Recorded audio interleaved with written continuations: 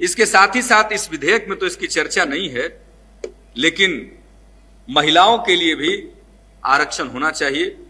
अब जो महिलाओं की संख्या होती है राज्य विधानमंडलों में और लोकसभा में, राज्यसभा में बहुत कम होती है, सीमित होती है, जबकि उनकी आबादी लगभग बराबर है।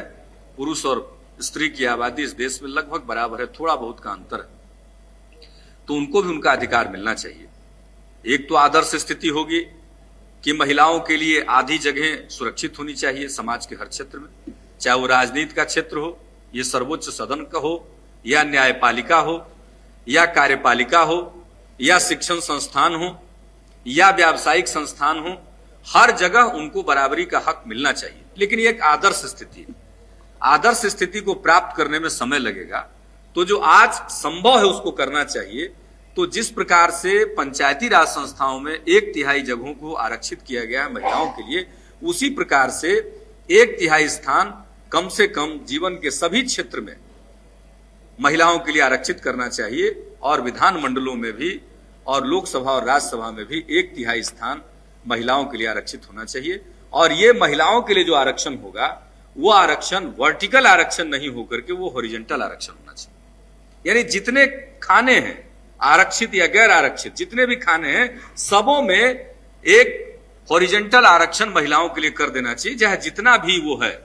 अब मान लीजिए ओबीसी के लिए 27% निर्धारित है अभी मंडल आयोग में, तो उसका 1/3, बाकी जो 50% अनारक्षित है तो उसका 1/3, अनुसूचित जाति जनजाति में जो हिस्सा है उसका 1/3 महिलाओं के लिए आरक्षित कर दिया जाए।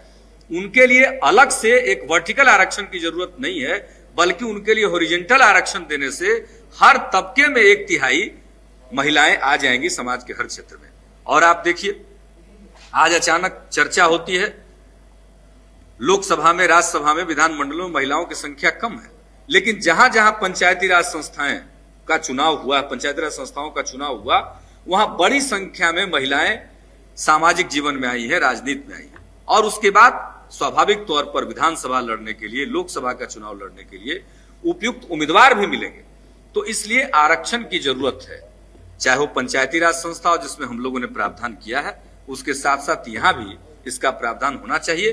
तो हर दृष्टि से समाज समय की मांग को देखते हुए, उनको सामाजिक न्याय के सिद्धांत को देखते हुए हर प्रकार से इस विधेयक को स्वीकार करना चाहिए। बल्कि इससे आगे बढ़ करके जो हमने जिक्र किया है महिलाओं का, इसमें व्यवस्था की जानी चाहिए।